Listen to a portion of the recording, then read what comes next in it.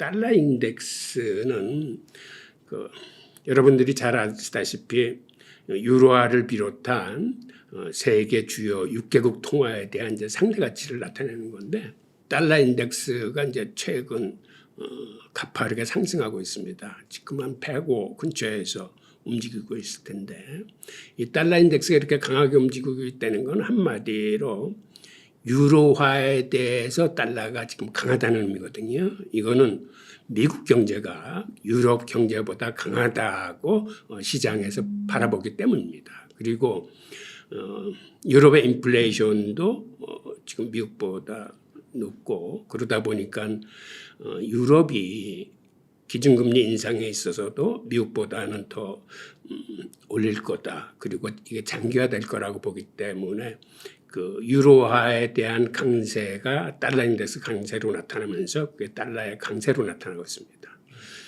기축통화 입장에서는 이렇게 통화의 강세는 기축통화의 위상으로서는 이제 바람직하다고 보는 건데, 사실 미국이 원하는 거는 내심 이런 달러 강세를 원하지 않아요. 달러 강세가 나타나면 미국으로서는 좀 골치 아픈 일들이 많이 일어나거든요. 우선 가장 크게 우려될 수 있는 거는, 예를 들어서 달러 강세로 인해서 유로화뿐만 아니라 위안화, 엔화에 대해서 강세로 나타나면 그 상대국들이 환율 방어를 위해서 자기 외환보유에 갖고 있던 미국 국채를 팔아서 달러를 마련한 다음에 그 달러로 시장에서 자국 통화를 사들이는 이런 환율 방어 정책을 해야 되는데, 그러다 보면은 미국 국채가 시장에 공급됨으로써 국채 가격이 크게 하락하고, 그 얘기는 다시 시중금리를 끌어올리는 악순환에 빠지기 때문에,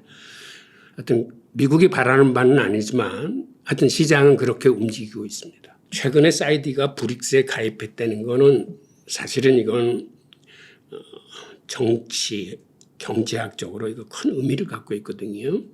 사우디가 사실은 페트로달러의 주도국인데, 사우디가 이제 브릭스 쪽으로 가입하고, 그리고 또 최근에는 그 상하이 협력기구에도 가입을 했어요. 그러니까는 반미 전선에 사우디가 가담을 한 건데, 그러다 보니까 최근에 무슨 일이 벌어지고 있냐면, 사우디로서는 지금 경제적으로 사우디가 굉장히 좀 힘듭니다. 경제 성장이 계속 하락세를 보고 있고, 그다음에 사우디 빈살만이 나름대로 국가 개조 사업을 통해서 석유에만 의존하지 않고 이거 제조업 국가로 바꾸겠다 하면서 지금 여러 사업들을 추진하고 있거든요. 우리가 들어온 네옴시티래거나 여러 가지 제조업으로의 변화, 그다음에 자주 국방을 위해서 드론 공장을 세운다거나 심지어는 원자력 발전소를 건설하겠다는 여러 가지 계획들이 있는데, 그러다 보니까 돈이 많이 필요해요. 네. 그렇기 위해서 사우디는 사실은 작심을 했다라고 보여지는데, 무슨 작심이냐 하면 어떻게 하든지 석유 가격을 끌어올려서 재정을 튼튼하게 확보를 한 다음에 그 돈으로 지금 얘기한 여러 사업들을 이제 추진하겠다 생각을 해서, 그 사우디가 이렇게 고집스럽게 유가를 끌어올리는 가장 큰 이유가, 첫째는 자국 산업의 그 변화를 위해서, 그다음에 두 번째는 바이든에 대한 감정이 좋지 않습니다. 그래서 내년 미국 대선을 겨냥해서 어떻게 하든지 바이든을 한번 떨어뜨리겠다라고 러시아하고 손을 잡았어요. 그리고 빈살만이 러시아의 푸틴하고 자주 이제 통화도 하면서 자기들의 이 석유 전쟁에서 이 단합을 이렇게 꾸려가고 있어요. 그래서 최근에는 사실은 지난해 10월서부터 빈살만이 석유 가격을 끌어올리기 위해서 오펙 플러스 전체 감산을 1일 200만 배럴을 하겠다라고 추진을 했는데, 올 초에 들어와서 그거 가지고 안 되니까는 160만 배럴을 더 감산하자고 거기도 합의를 했습니다. 근데 최근에 들어와서는 그것 가지고도 안 되겠다고 해서 사우디가 100만 배럴을 자기가 추가 감산하겠다라고 나서서 러시아도 여기에 동조를 해서 그럼 러시아도 30만 배럴을 감산하겠다. 그리고 오펙 플러스도 공식 입장을 이러한 감산 기조를 내년 말까지 연장을 하겠다라고 해서 지금의 유가 상승은 이게 일시적으로 끝날 상황이 아닙니다. 그리고 수요 측면에서 중국의 리오프닝이 지금은 별 효과를 못 봤지만 그럼에도 불구하고 내년에는 중국의 공장 가동률이 지금보다는 늘어나서 중국의 수요가 지금보다 일일 한 150만 배럴 더 필요하다고 그래요. 교수님, 근데 그 사우디과 미국 간의 좀 관계가 좀 느슨해진 게 결정적인 게 하나가 이제 제가 짧은 지식으로는 미국에서 그 오일이 터져가지고 그런 거 아닌가요? 맞습니다. 옛날에는 중동이 전략적으로 미국한테 굉장히 중요한 지역이었어요. 당시 미국에 건드려서는 안 되는 게 하나가 달러고 하나가 석유였어요.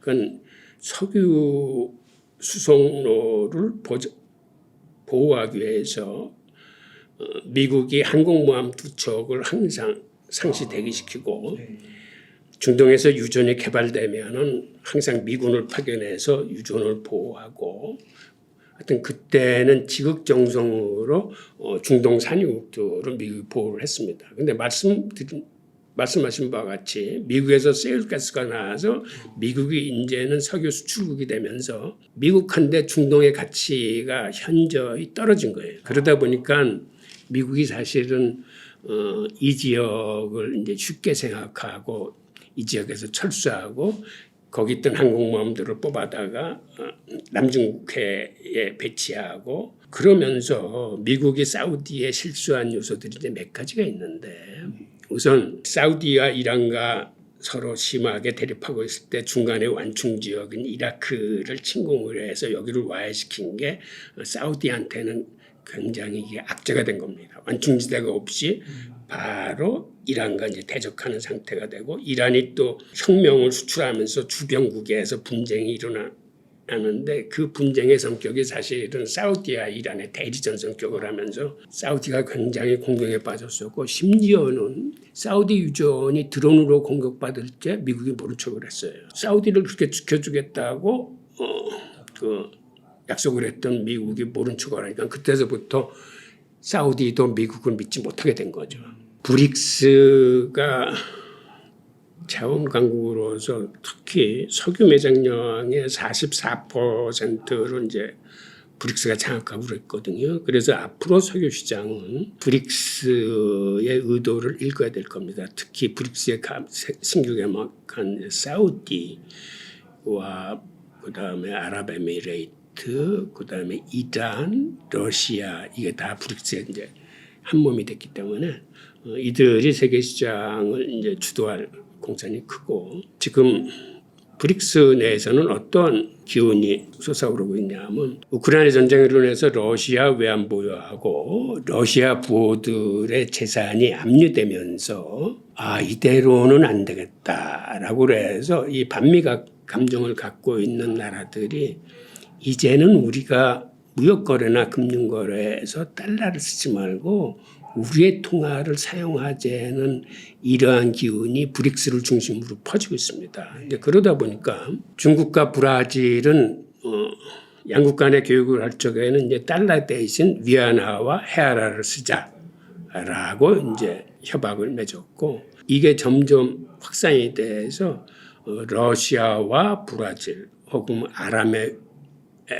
아랍에미레이트와 중국, 러시아 이러한 국가들이 이제는 자국 통화를 쓰자고 그러는데 여기에 또 인도가 가세를 해서 인도도 예를 들어서 러시아로부터 이제 석유를 수입할 적에는 자기네 루피아나 러시아의 루브라를 쓰겠다라고 협의를 해서 이게 브릭스 내 국가들한테 이게 점점 퍼져가고 있어요. 그리고 또 다른 중요한 요인은 중국이 대외 결제를 함에 있어서 그러니까 무역거래건 금융거래건 올해 들어와서 위안화 비중이 달러 비중을 넘어섰습니다. 그러니까 중국이 자기 물건을 다른 나라에 팔거나 다른 나라에서 사들여오는 물건을 할 적에 이제는 달러를 사용하는 것보다 위안화로 거래하는 금액이 늘어났어요. 그리고 이 추세는 앞으로도 이제 더 높아질 겁니다. 지금 중국과 교역하는 국가 수가, 그러니까 중국을 최대 교역 파트너로 갖고 있는 나라의 숫자가 140개국이 넘어요.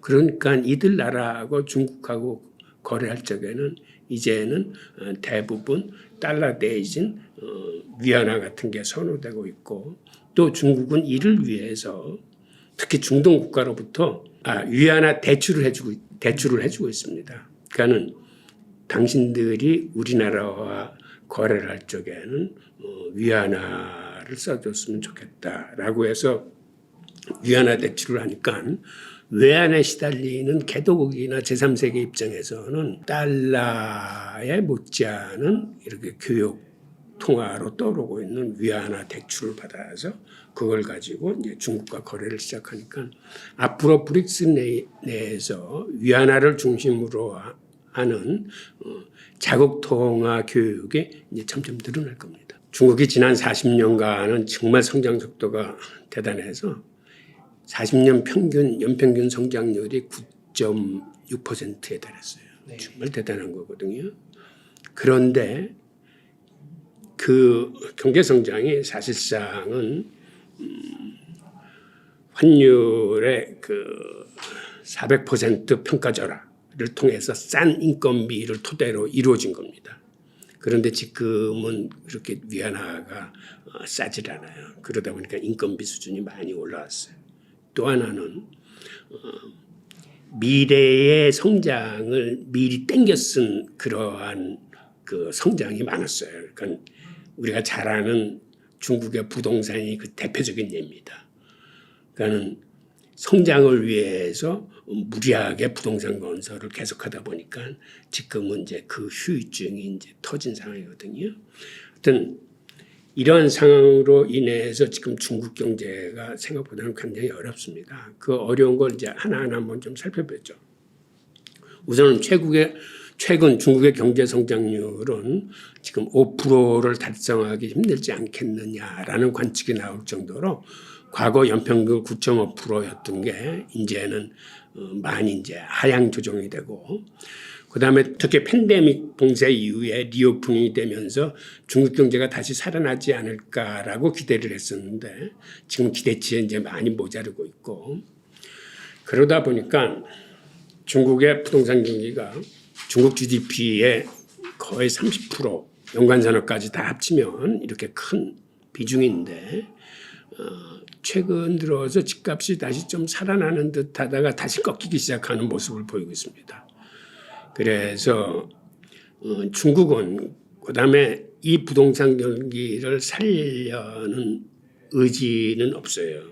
왜 그러냐면 중국 정부 스스로도 지금 부동산에 거품이 많이 껴있다는 걸 알기 때문에 지금 중국 전체의 집 숫자가 한 6억 채 되는데 그중에 6분의 1인 1억 채 정도가 빈집이라는 거거든요. 근데 그런 상황을 중국 정부도 잘 알기 때문에 부동산 경기를 살려서 내수를 불황하지는 않겠다는 게 중국 정부의 뜻이에요. 그러다 보니까 이 부도나거나 파산되는 기업들은 선별적으로 이건 처리를 하지만 전체적으로 부동산 건설을 다시 살려서 이 버블을 키우지는 않겠다라는 그러한 의지를 갖고 있어요. 그러다 보니까 중국에서는 부동산 부실에 대비하기 위해서 은행들한테 그 충당금 확대를 하라고 미국 정부가 계속 이렇게 압박을 하고 있습니다. 그럼에도 불구하고 그러한 그 제도적인 금융권이 아닌 그림자 금융 같은 데서는 이제 위기가 발발할 소지는 남아 있습니다만은 전체적인 그림은 그렇게 갖고 가는 것 같아요. 그래서 중국은 지금 그 통화 팽창을 쓰고 있으면서도 1년 만기 기준금리 격인 그 대출 우대 금리는 아주 작은 규모로 한 0.1%씩 하향 조정을 하면서 내수 경기에 온기를 제공하고는 있는데, 예를 들어서 부동산용인 5년 만기 대출 금리는 저번 7월 달에 이걸 동결을 했습니다. 즉 부동산용 대출은 키우지 않겠다는 뜻이. 그래서 중국의 속내를 들여다보면 중국은 이렇게 금리가 시장에서 결정되는 시장 금리가 아니고 이게 관치 금리입니다. 그래서 초단기건 단기건 중기건 장기건 정부가 이걸 일일이 다 정해줘요. 그래서 정부가 정하는 걸 보면 정부의 이제 의지를 읽을 수 있는 거죠.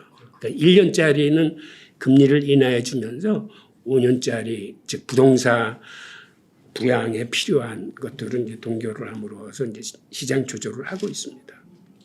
그다음에 중국 경제에서 또 하나의 위기 요소 중에 하나가 이제 지방 재정 위기예요. 중국에는 한 34개 성이 있는데 그 중에서 30개 지방 정부에 대한 그 GDP 성적을 매번 중국이 발표를 합니다. 그래서 서로 이제 경쟁을 붙여서 거기서 성적이 좋은 그 성주들이나 공무원들은 이제 발탁을 하고, 그러다 보니까 각 성 간에 경쟁적으로 자기 성의 경제 성장을 위해서 여러 가지 정책이나 심지어는 편법을 쓰는데, 그러다 보니까 그 부작용이 바로 부동산 건설에서 나타난 거거든요. 지방 정부의 성장률을 높일 수 있는 가장 손쉬운 요소가 여태까지는 부동산 주택 건설이었기 때문에 그쪽에 이제 신경들을 많이 썼는데, 그러다 보니까 지금 이런 부동산에 대한 위기가 표출된 건데, 하여튼 그러한 문제로 인해서 이 위기가 오면서 지방 재정이 굉장히 악화됐습니다. 그 얘기는 뭐냐면 여태까지는 주택 건설할 때 토지를 중국은 이제 공산정부가 돼서 이거 개인 사유재로 쓸 수 있는 게 아니라 토지를 70년 임대로 이제 빌려줍니다. 그러니까 그 임대료가 지방정부 수입의 한 30-40%가 됐었는데 지금 이제 이게 딱 막힌 거예요. 그러니까 지방정부로서는 지금 굉장히 어려운 거예요. 그래서 중앙정부에서는 이제 부동산 수입이 없으니까 그 토지 임대 수입이 없으니까 지방정부로 하여금 이제 지방채를 발행할 수 있게 허용을 해줬어요. 그런데 그 지방채조차도 그 인수할 곳이 마땅치 않으니까 지방금융공사가 그 지방정부가 발행한 지방채를 인수를 하고 있는데, 그러니까 이건 어떻게 보면 일종의 어용인 거죠. 그러니까 시장에서 그게 자유롭게 수급이 맞춰서 돌아가는 게 아니라 인위적으로 이제 짜고 치는 고스톱처럼 지방정부가 발행을 하면 지방금융공사가 그걸 인수하는 이런 스타일로 가기 때문에 이 문제는 좀 골마 들어가고 있다라고 이제 보여지고, 그 다음에 지방정부가 그동안 인프라 투자나 이런 것들을 위해서 이렇게 지방정부 산하의 그 공기업들을 많이 만들었습니다. 그리고 그러한 공기업들이 이제 인프라 투자를 하면서 회사채, 부채 같은 걸 많이 쌓아놓은 게, 이게 사실 어떻게 보면 지방정부 부채인데 이게 기업 부채로 이제 변해 있는 거예요. 그런 의미에서 지금 중국 지방의 그 재정 위기가 생각보다는 심각하고, 그 다음에 중국 중앙정부 자체에서도 시행하고 있는 그 1대1로 정책이나 이런 걸로 인해서 해외에 빌려준 부실 채권들이 굉장히 많아요. 1대1로 사업에만 중국 정부가 해당국들한테 한 1조 달러를 상업자간 형식으로 빌려줬고, 그 다음에 그들이 통화 위기를 겪거나 중국 가구의 교육에서 쓸 위안화를 위해서 통화 수합으로 빌려준 위안화 규모가 또 한 7천억 달러 정도 돼요. 그러니까는 해외에 물려있는 해외 부실 채권이 지금 한 1조 7천억 달러 정도 됩니다. 이런 문제도 있고, 그다음에 최근에는 중국이 특이한 게 팬데믹 기간 중에 다른 나라들은 팬데믹 위기를 헤쳐나가기 위해서 엄청난 통화를 풀었습니다. 가장 많이 푼 게 유럽이고 유로하고 두 번째가 달러예요. 세 번째가 엔화인데 특이하게 중국만큼은 팬데믹 봉쇄 정책을 쓰면서 돈을 풀지 않고 오히려 유동성을 줄였어요. 그러다 보니까 지금 중국은 통화 정책의 여력이 큽니다. 그리고 중국에서는 인플레이션도 일어나지 않고 지금은 오히려 디플레이션을 우려할 정도로 지난달 발표에서는 뭐 마이너스 0.3%였는데 이번 발표에서는 이게 다시 0.1%로 살짝 올라와서 하여튼 지금 디플레이션과 인플레이션을 교묘하게 그러니까 거의 인플레이션이 없는 0% 수준에서 움직이고 있다고 보면 돼요. 그러다 보니까 지금 중국 정부는 얼마든지 통화 정책을 펼 수 있는 이런 여력을 갖고 있어요. 그러니까 금리도 원하는 것만큼 낮출 수 있고 그다음에 지준율을 낮춰서 유동성도 얼마든지 공급할 수 있고 그럼에도 불구하고 지금 중국 정부는 굉장히 조심스럽게 이걸 운영하고 있습니다. 원래 지금 중국 정부 경제 성장률도 이렇게 안 나오고 여러 가지 그 문제가 노출되면 금리를 과감하게 낮추고 돈을 풀어서 이걸 더 풀면 안 돼. 미국 같으면 그렇게 했을 거예요. 근데 중국은 지금 그렇게 하지 않고 있습니다. 그다음에 이 소비자 물가지수의 선행지표격인 생산자 물가지수도 지금 11개월째 지금 마이너스예요. 그러다 보니까 앞으로 중국은 오히려 디플레이션에 빠지지 않도록 지금 주의를 해야 되는데 사실 이거 디플레이션에 빠지지 않도록 하려면 금리를 더 낮추고 돈을 좀 더 풀어야 되거든요. 그럼에도 중국 정부가 그렇게 하고 있지 않은 큰 이유 중에 하나가 그렇게 돈을 풀다가 다시 부동산 경기가 살아나면서 버블이 더 끼면은 이거는 나중에는 더 심각한 문제를 만들 수 있다라고 해서 중국 정부가 굉장히 조심하는 것 같아요. 하지만 그러다 보니까 내수가 지금 안 좋습니다. 게다가 지금 수출마저 굉장히 안 좋아요.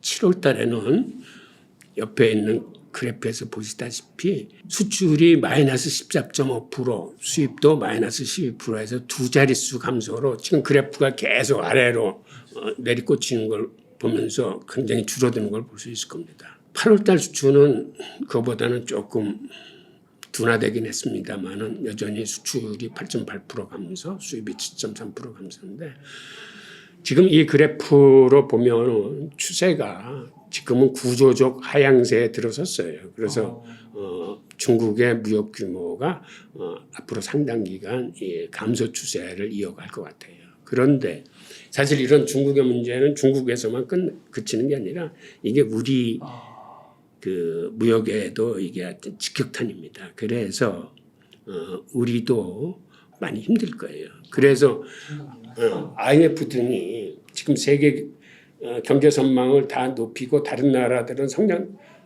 성장치를 더 높여서 전망하는 데 비해서 유독 우리 한국만 지금 세 번째 계속 깎고 있습니다. 그만큼 우리는 중국과의 무역 비중이 크기 때문에 앞으로 IMF가 보기에는 전망이 더 안 좋을 거라고 보고 있는 이유이고 또 하나는 지금 중국에서 외국 투자 기업들이 지금 빠져나오고 있는 추세입니다. 중국의 이 외국인 직접 투자 금액을 들여다보면 지금 그래프에서 보시는 것처럼 지금 외국인 직접 투자 그 순투자액이 계속 줄어들어서 지금은 이제 마이너스로 치달리고 있습니다. 지금 마이너스로 치달린다는 것은 중국에 들어오는 외국인 투자보다 중국에서 빠져나가는 외국인 직접 투자가 더 많다는 의미거든요. 즉 외국 기업들이 지금 철수하고 있다는 의미예요. 그런데 이게 수출 감소하고도 직결되어 있습니다. 중국은 중국 업체들이 만들어서 수출하는 것도 많지만 과거에는 외국 회사들이 중국의 싼 인건비로 그 제조하기 위해서 중국에 투자한 그 외국 업체들이 많거든요. 그리고 이 업체들이 수출의 상당 부분을 차지하고 있었는데 외국인 수출 기업들이 빠져나오면서 이게 중국의 수출 감소로 이어지고 이러한 추세가 지금 구조적 일시적인 현상이 아닌 구조적 현상으로 이제 자리 잡고 있기 때문에 앞으로 중국의 수출도 상당 기간 이 감소세를 계속할 것 같아요. 게다가 곧 중국에 대한 관광객이 굉장히 급감하고 있습니다. 코로나 이전까지만 해도 연 한 분기에 한 370만 명씩 중국에 들어가는 관광객들이 많았는데 지금 올해 들어와서는 이게 거의 없다시피 해요. 1분기에 한 5만 명? 1.4%. 그러다 보니까 중국 정부가 안 되겠다 생각을 해서 자기네들이 막았던 그 대외 관광 같은 것도 풀어줬습니다. 그러니까 서로 상호간에 방문객 숫자를 늘리기 위해서. 그래서 한국에 대한 단체 관광 비자도 풀었어요. 그러다 보니까 우리 제주도에서는 어떤 일이 생겼냐면 하루 만에 단체 비자를 풀자 하루 만에 중국 크루즈 50여 척이 제주도 입항 신청을 해가지고 이미 내년 3월까지 제주 입항 스케줄이 꽉 차버렸어요. 하루 만에. 그 정도로 이제 중국의 관광객들이 우리나라에 오는 숫자는 급격하게 늘어났는데 중국으로 들어가는 숫자는 굉장히 줄었습니다. 그러니까 내수 안 좋지, 지금 무역 안 좋지, 이렇게 서비스 수지인 이제 관광 수지마저 안 좋지 해서 중국의 경제가 안 좋은 이런 요소들이 한꺼번에 이렇게 다 몰아치고 있어요. 그러니까 지금 한 40년 만에 맞이하는 최대의 경제 위기라고 볼 수 있죠. 네, 진짜 세계의 공장이라고 불렸던 중국이 그리고 40년간 이렇게 잘 운영되어 왔는데 갑자기 이렇게 된 경기 부진을 겪게 된 근본적인 원인을 한번 정리해 주시면 어떨까요? 그 근본적인 원인은 그런 것 같아요. 그게 중국은 공산주의 국가고 사회주의 경제 계획을 운영하다 보니까 하여튼 지난 40년간은 나름대로 그 일사불란한 중앙정부의 지도 하에 쉽게 왔는데 이 미중 패권 전쟁이 벌어지고 하면서 중국 정부가 그 외부 변수를 맞으면서 오히려 그런 과정에서 자체적인 국내 직결력이라 그럴까 어떤 통일된 사상을 결집하는 과정에서 공산주의자나 사회주의자들이 저지를 수 있는 오판들을 한 것 같아요.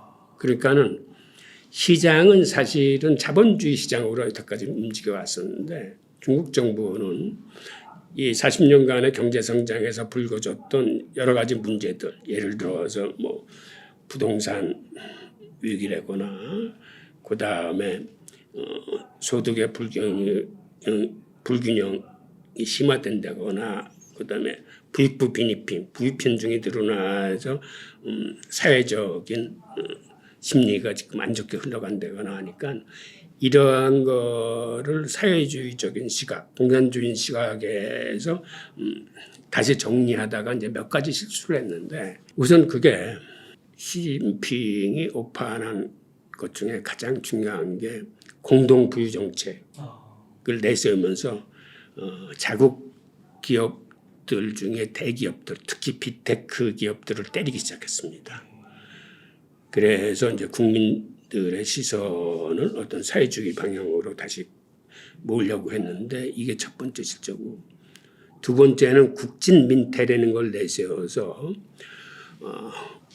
국영 기업들이 앞에서 끌고 가고 이제 민간 기업들은 뒤로 물러나야 된다라는 이러한 전략이 사실상 민간 기업들을 홀대한 그런 결과를 낳았기 때문에 즉 기업의 자율적인 성장에 이게 많은 걸림돌이 됐어요. 그러다 보니까 민간 기업들이 그 성장을 하지 못하니까 중국에서 일자리 창출이 안 됩니다. 이게 가장 큰 실수 같아요. 그러니까 일자리 창출을 못한다는 게 지금 중국이 갖고 있는 가장 큰 문제고 그 다음에 이렇게 사회주의 계획 경제가 결국은 중앙정부가 주도하는 이런 경제는 실패할 수뿐이 없다는 거를 역사적으로 좀 보여주는 것 같아요. 그래서 중국 정부도 이게 뒤늦게 깨닫고 민간 기업이나 외국인 투자 기업에 대한 우대 정책을 앞으로도 계속 쓰겠다 그러는데 이미 이게 늦은 것 같아요. 그러니까 이미 사회주의의 어떤 본색이나 이 본질을 본 외국인 기업이나 민간 기업들은 이제 중국 시장에서 발을 빼기 시작했는데 지금 뒤늦게 이걸 붙잡으려고 그러는데 그게 안 되는 것 같아요.